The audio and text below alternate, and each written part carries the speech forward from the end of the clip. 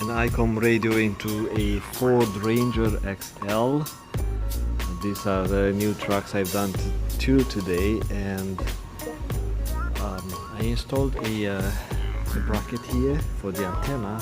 Usually I bring custom brackets for each type of car. I work one, but I did not have a custom one for the this model. So I have a bunch of brackets for the other type of Ford, but not for this one. So it is solid. It has 3 screws in it, and you have to be careful if the fender is made of aluminum. So this one is not aluminum fender, so you have to take extra precautions like using conductive grease to prevent rust and stainless steel screws.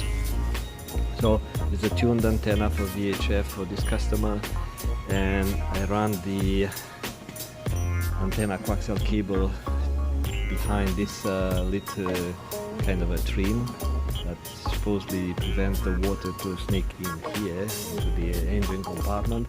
So kind of a few water barriers in between. So I run it here. You can run it nicer. Maybe get out here somehow. And but you have to make sure the water does not get in. So the way you run the cable doesn't allow dripping into and getting the water dripping in here into this type of brake booster system and ABS. So just kind of be mindful of that.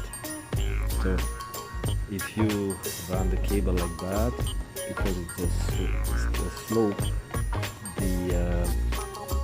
if you do that, what I did, I made a drip loop inside here. So the water is going to drip behind the fender and eventually will drip down under the wheel, on top of the wheel.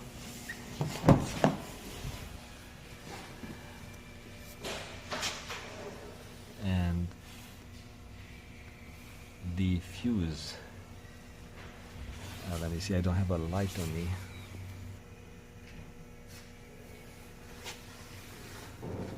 You put a label showing the next repairman or the electrician what the fuse purpose, so don't confuse people. And there is a harness I made, and it runs to the other side where I installed the radio.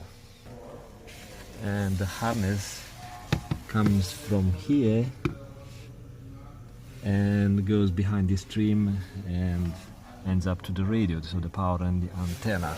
So that's the way the customer wanted. Okay, see you later. Bye.